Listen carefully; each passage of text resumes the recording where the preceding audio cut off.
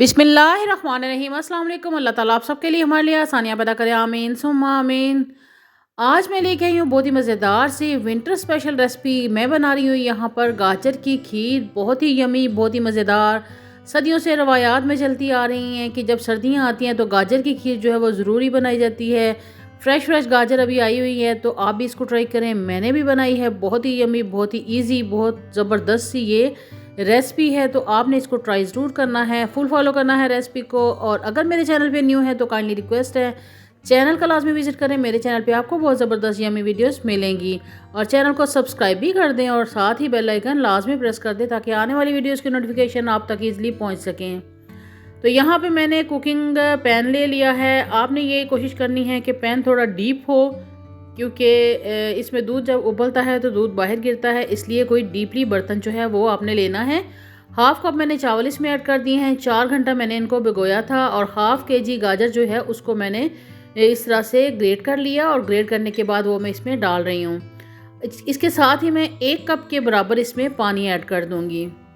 पानी शुरू में डालने से ये फ़ायदा होगा कि हमारे चावल और गाजर बहुत अच्छे से इसमें सॉफ्ट हो जाएंगे।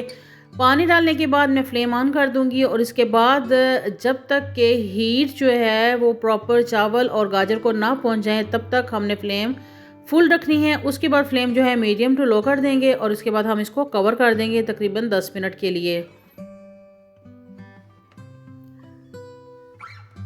तो यहाँ पे ये देखें जी, 10 मिनट के बाद चावल जो है वो बहुत अच्छे से सॉफ्ट हो गए हैं। ये देखें फुले फुले लग रहे हैं और गाजर जो है वो भी सॉफ्ट हो गई है। तो बस पानी जो है वो भी ख़त्म हो गया है, इसलिए अब हम इसमें दूध ऐड करेंगे। अब यहाँ पे मैंने 2 लीटर्स दूध लिया है। मैं यहाँ पे ऑलपर दूध इस्तेमाल कर रही हूँ। तो आप फ्रेश दूध अगर उसमें बनाना चाहें तो आप उसमें बना लें।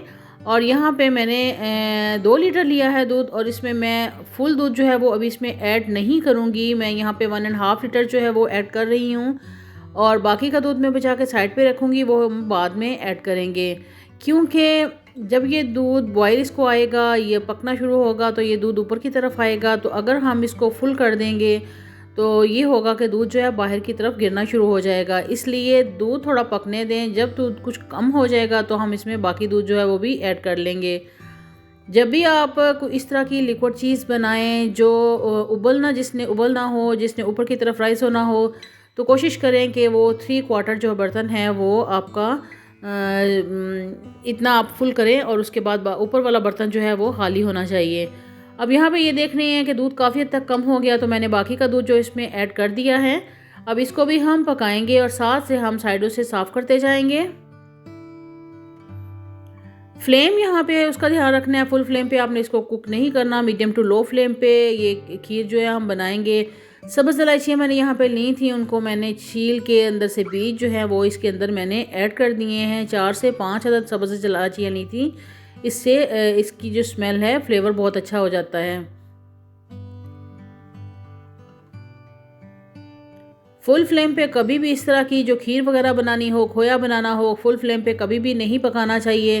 वो एकदम से खुशक तो हो जाएगा लेकिन उसका टेस्ट उस तरह नहीं आएगा। इसलिए लो फ्लेम पे अगर हम इसको पकाएंगे तो ये आहिस्ता आहिस्ता पकेगा और इसके अंदर चावल और गाजर जो है वो भी बहुत सॉफ्ट हो जाएगी और उसके साथ ही इसका टेस्ट जो बहुत यमी खोए की तरह हो जाएगा। अब यहाँ पे देख रहे हैं कि ये काफ़ी हद तक कम हो गया है और अब इसमें मैं चीनी ऐड कर रही हूँ। मैंने यहाँ पे 1 कप चीनी का लिया है। आप अपने टेस्ट के अकॉर्डिंग कम या ज़्यादा इसमें डाल सकते हैं। कुछ लोग कम मीठा पसंद करते हैं, कुछ ज़्यादा पसंद करते हैं। जब खीर जो है कुछ थिक होने लगे तो आप इसको चखें और अगर आपको फील हो कि मीठा कम है तो आप मज़ीद इसमें मीठा ऐड कर सकते हैं। खीर हमारी जो है वो अच्छे से थिक हो रही है। तो अगर आपने मेरे चैनल को अभी तक सब्सक्राइब नहीं किया तो काइंडली रिक्वेस्ट है कि चैनल को सब्सक्राइब कर दें, वीडियो को लाइक कर दें, बेल आइकन का बटन जो है वो लाजमी प्रेस कर दें ताकि आने वाली वीडियोस की नोटिफिकेशन आप तक ईजिली पहुंच सकें। यहाँ पर मैंने ले लिया था खोपरा और किशमिश, वो भी इसमें ऐड कर रही हूँ। आपकी अपनी चॉइस है, आप जो भी इसमें ड्राई फ्रूट्स, नट्स, जो कुछ भी ऐड करना चाहें वो अपनी मर्ज़ी से आप ऐड कर सकते हैं। बहुत ही अमेजिंग, बहुत ही मज़ेदार सी ये खीर बनकर रेडी होगी। आपने इसको ट्राई ज़रूर करना है और मुझे फ़ीडबैक लाजमी देना है कि आपकी बनी हुई खीर कैसी बनी।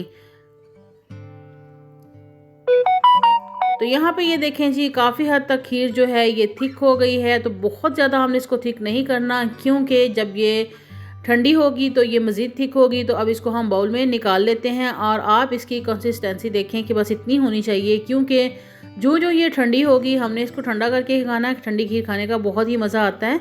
तो फिर ये थिक हो जाएगी। अभी आप यहाँ पे देख रहे हैं कि ये आहिस्ता आहिस्ता इसका जो है ये टेक्सचर चेंज हो रहा है, ये थिक होना स्टार्ट हो गई है।